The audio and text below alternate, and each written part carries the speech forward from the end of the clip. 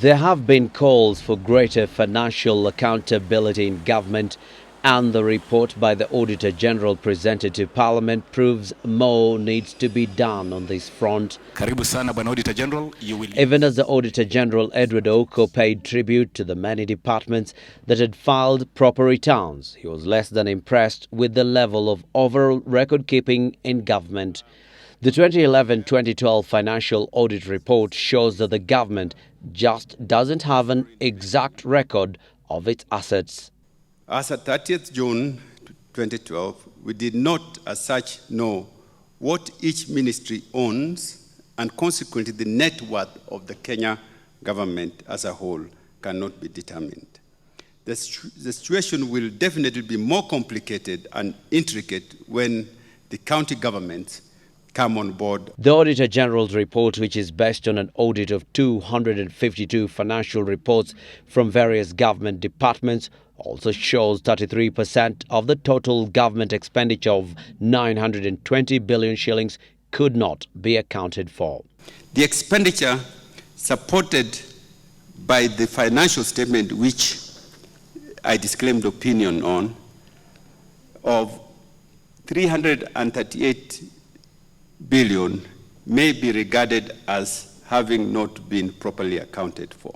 Another issue of concern to the Auditor General is the issue of unpaid bills, which currently stand at 4.5 billion shillings.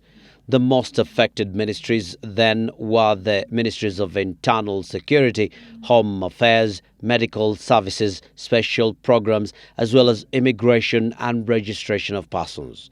The cabinet has since been restructured with changes in the names and structures of the ministries. The report also shows that the government had a development revenue shortfall of 26 billion shillings.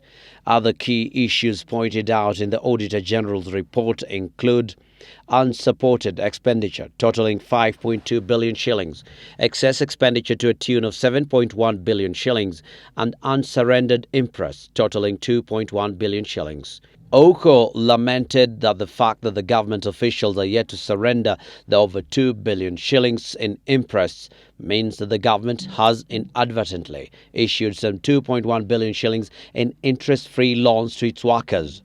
The report also reveals that some 900 million shillings recorded in government revenue figures never reached the exchequer. The audit report also reveals that there was under-expenditure of about 11 billion shillings under the recurrent vote due to inadequate exchequer issues, and 31 billion shillings on the development vote due to delayed disbursement of donor funds. MPs welcomed the tabling of the audit report but want it done early enough in future.